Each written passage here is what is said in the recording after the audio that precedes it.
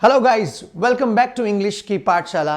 As you all know that my name is Mukesh जन्मा और spoken English को कुछ खास तरीके से हमने डिज़ाइन करके आपके सामने रखा है।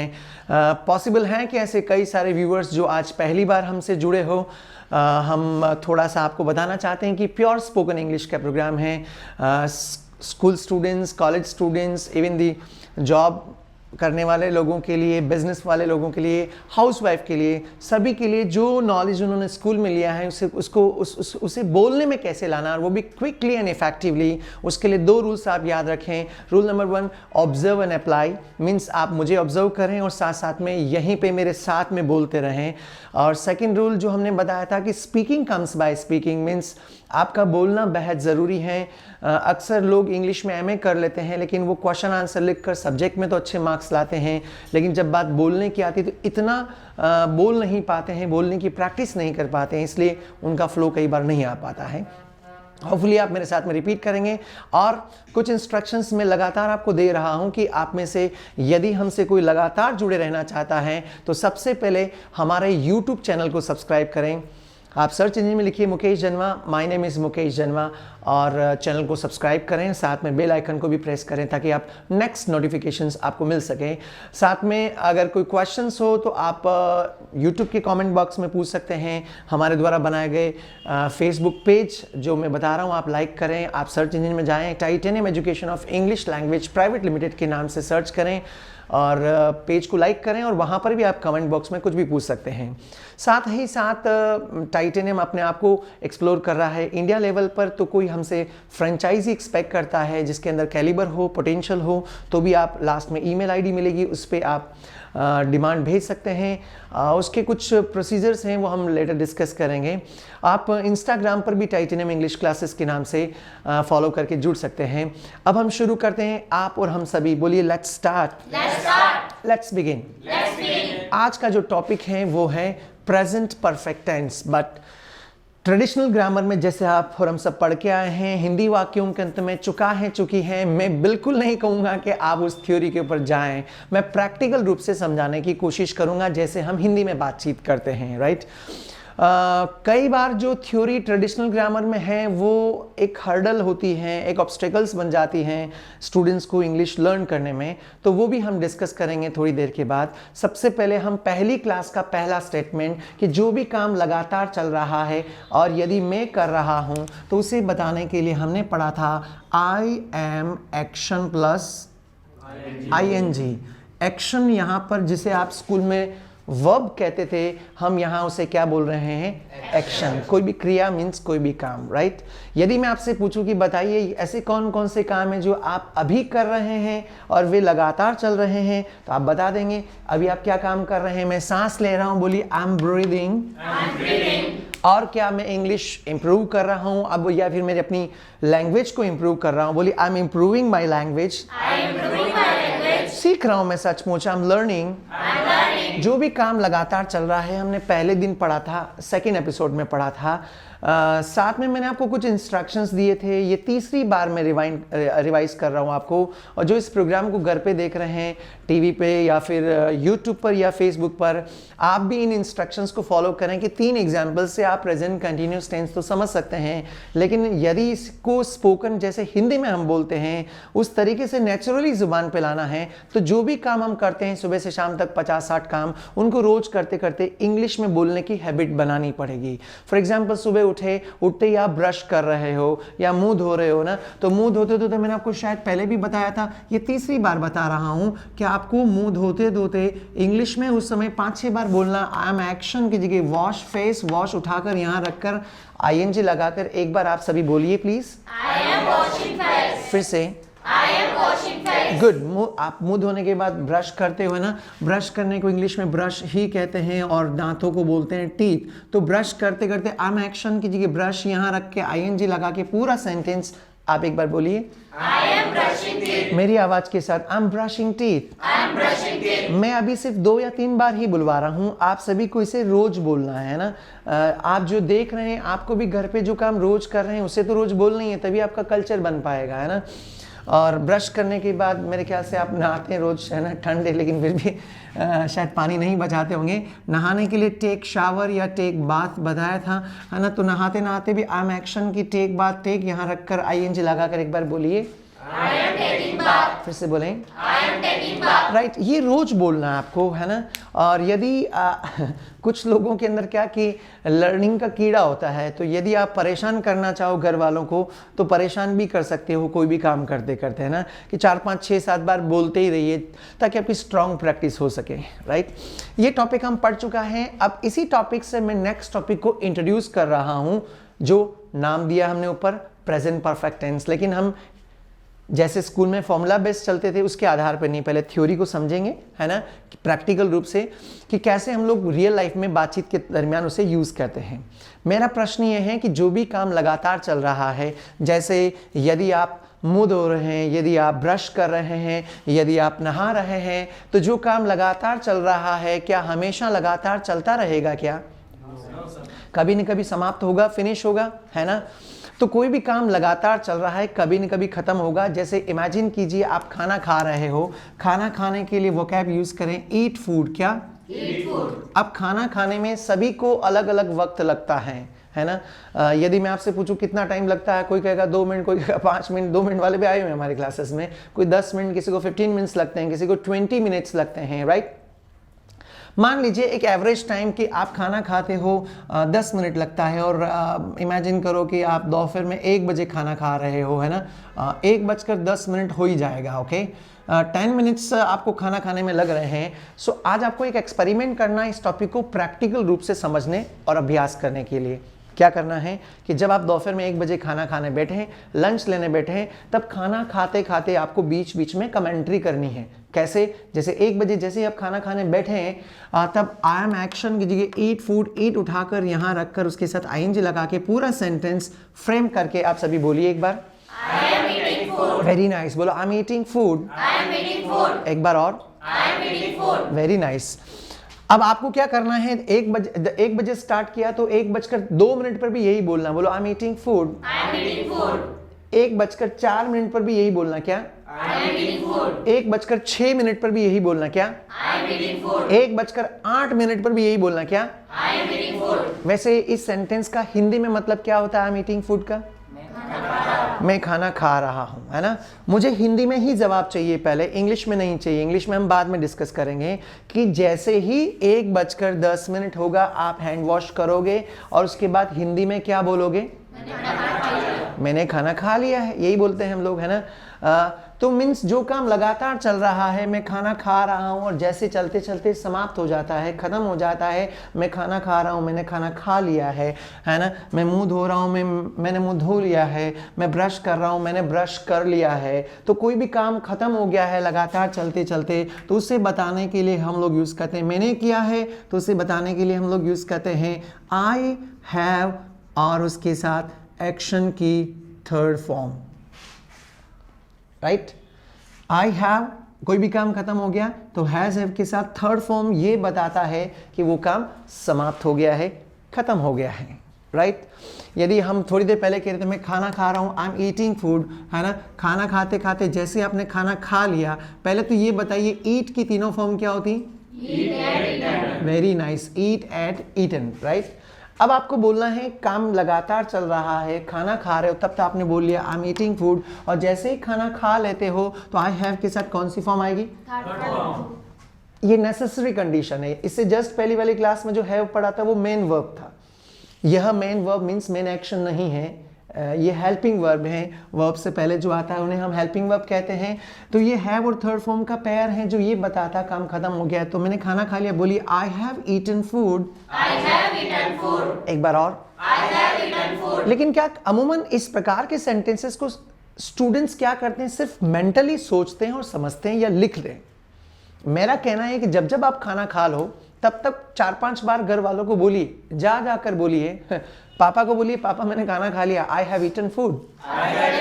मम्मी को बोलिए मम्मी मैंने खाना खा लिया है, आई हैव ईटन फूड। और दादी है तो दादी मैंने खाना खा लिया है, आई हैव ईटन फूड। 1-2 दिन के लिए सबको बोलिए ताकि आपका मोमेंटम बने, बोलने का फ्लो बने। क्योंकि जो बिल्कुल बेसिक लेवल से सीख रहे हैं या फिर वो लोग जो सीख तो रहे हैं लेकिन उनका कल्चर नहीं आ रहा, मतलब नॉलेज सब कुछ है लेकिन बोलना नहीं आ रहा, वो ऐसा करें हर एक सिचुएशन में। जैसे सुबह उठे, मुंह धो रहे, अभी बताया था मुंह धोने के लिए वॉश फेस, वॉश के तीनों फॉर्म बोलिए एक बार।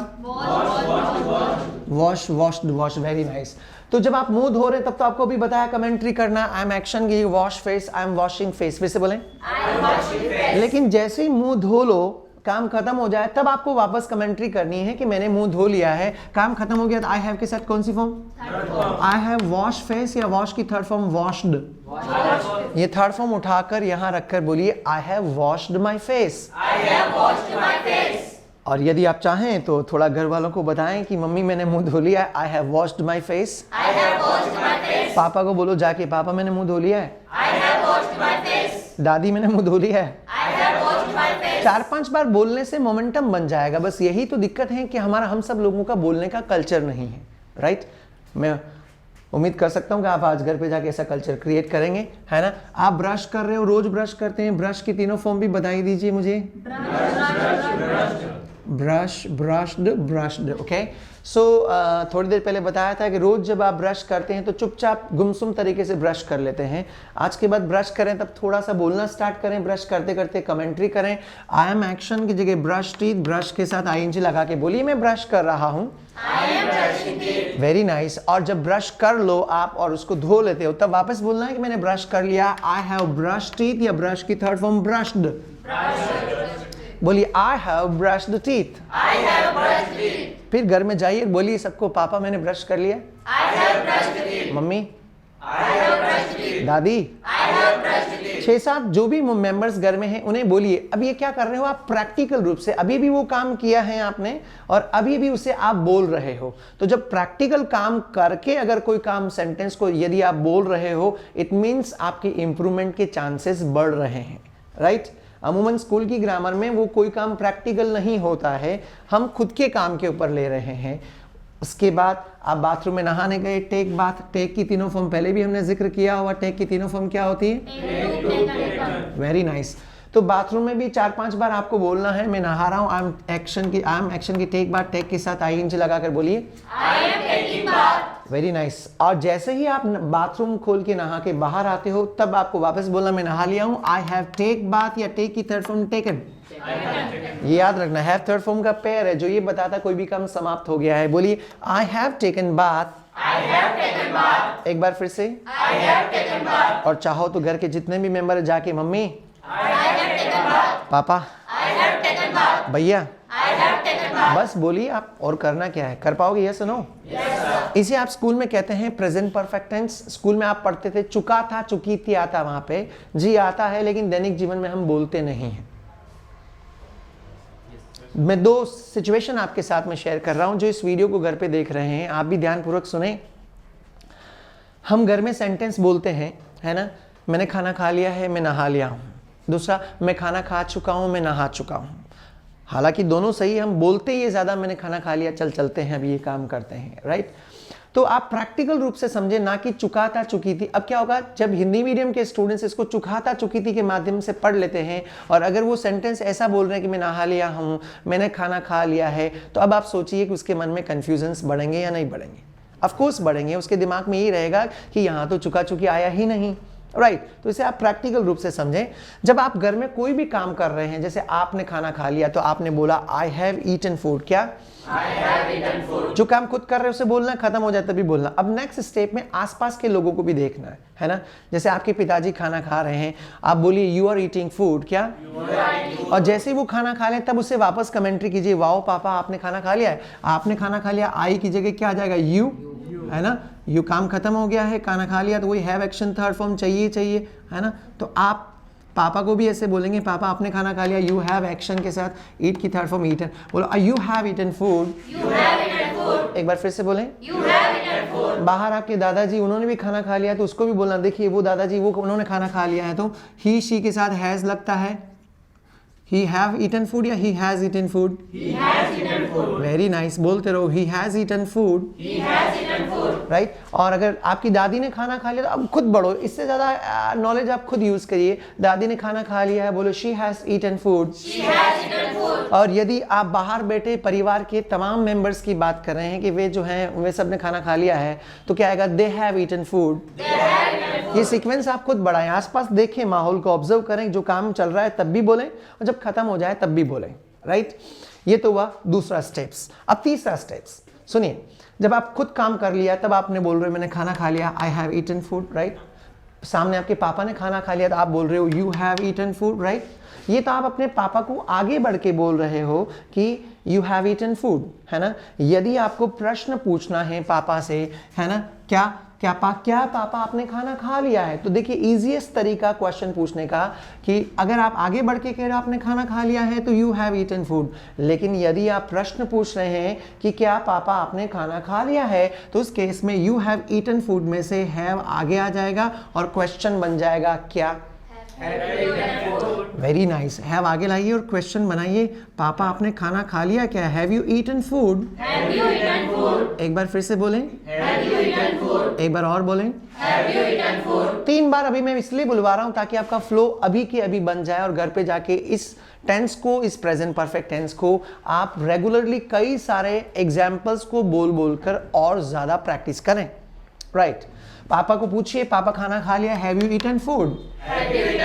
और आप पापा को भी बोलिए पापा मुझे रिस्पॉन्स करिए। जब रोज खाना खा ले तो आपको रोज बोलना है yes I have eaten food, क्या?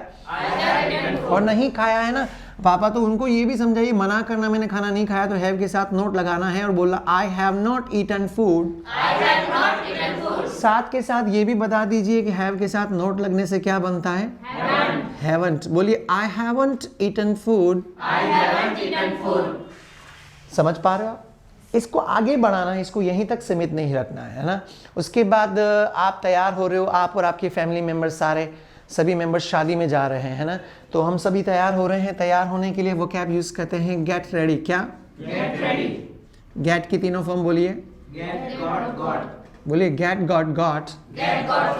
वेरी नाइस, है ना। तो जब आप खुद तैयार हो रहे हो पहले बोलिए आई एम गेटिंग रेडी। और जैसे ही आप तैयार हो जाओ तब वापस कमेंट्री करना, वाओ, अपने भाई को बोलना हे ब्रो मैं तैयार हो गया हूं, है ना। आई हैव के साथ third form I have get ready या आई हैव गॉट रेडी, है ना। फिर आप अपने भाई को पूछिए जब वो तैयार हो जाए, हे ब्रो क्या तू तैयार हो गया? हैव यू के साथ थर्ड फॉर्म, गेट रेडी की थर्ड फॉर्म गॉट रेडी रख के बोलिए।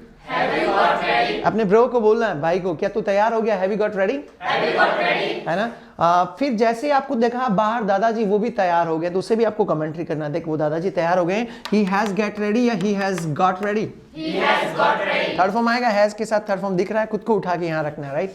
अच्छा ये तो आप कह रहे हो ना, आगे बढ़ के अपने भाई को कह रहे हैं वो दादाजी तैयार हो गए हैं, he has got ready.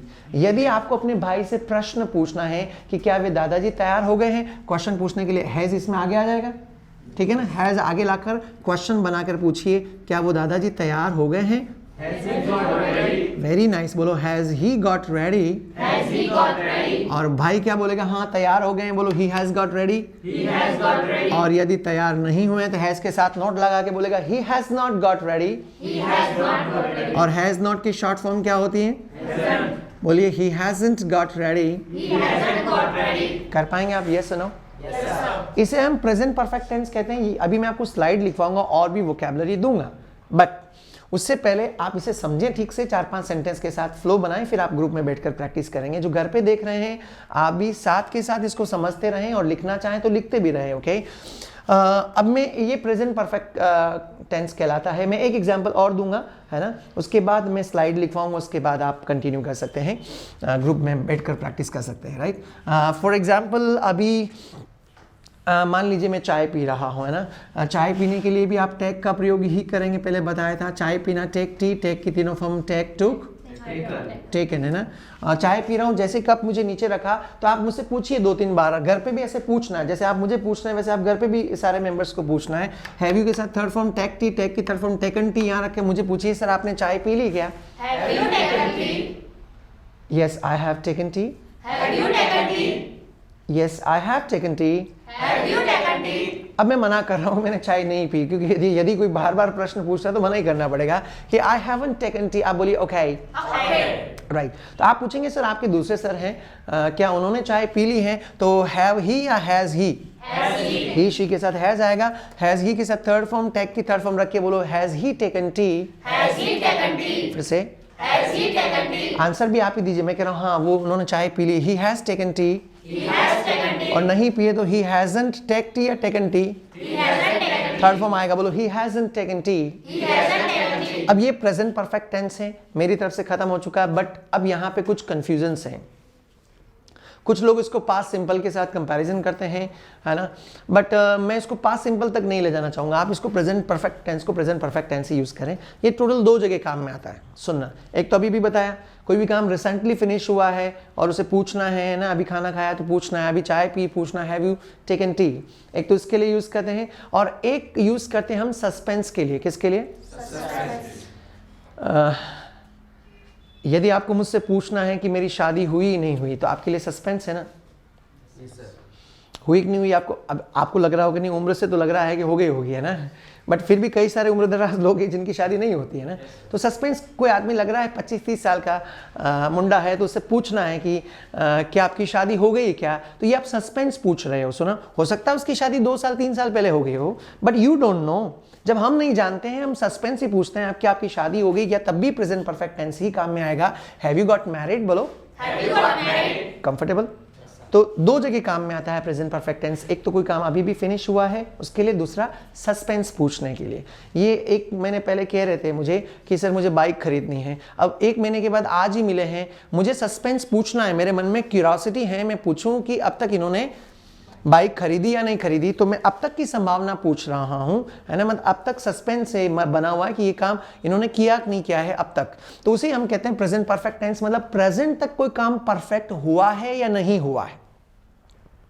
Word का मीनिंग समझना, प्रेजेंट परफेक्ट टेंस का मतलब प्रेजेंट तक ये काम परफेक्ट हुआ है या नहीं हुआ है, यही इसे ही हम सस्पेंस कहते हैं। तो मैं इनसे क्या पूछूंगा, क्या आपने बाइक खरीद ली है, have you purchased a bike, ठीक है, दोनों यूज याद रहेंगे आपको, ठीक है। ये प्रेजेंट परफेक्ट टेंस है। अब जैसे मैं प्रैक्टिस करवा रहा था, पूरा spoken is a game of practice, तो जैसे मैं आपको प्रैक्टिस करवा रहा था वैसे अभी स्लाइड ओपन करूंगा, उस स्लाइड में से वोकैब लिखने के बाद प्रैक्टिस करना है। जो इस प्रोग्राम को घर पे देख रहे हैं, अभी मैं 5 सेकंड के लिए स्लाइड डिस्प्ले करूंगा, है ना, ये आप देखिए मैं डिस्प्ले कर रहा हूं। ऊपर फॉर्मूला लिखा हुआ, have you action third form, I have action third form, I haven't जो बोर्ड पे लिखा था वैसा का वैसा। उसके नीचे आप देखेंगे तो और भी कई सारी वोकैबलरी दे रखी हैं, उन वोकैबलरी को आप लिखें। वर्ड्स नहीं आ रहा हो तो आप गूगल पे चेक करें, मीनिंग डिक्शनरी में से निकालें। तीनों फॉर्म जरूर लर्न करें क्योंकि यहाँ थर्ड फॉर्म चाहिए प्रेजेंट परफेक्ट टेंस में। तो इस स्लाइड को आप लिख लीजिए।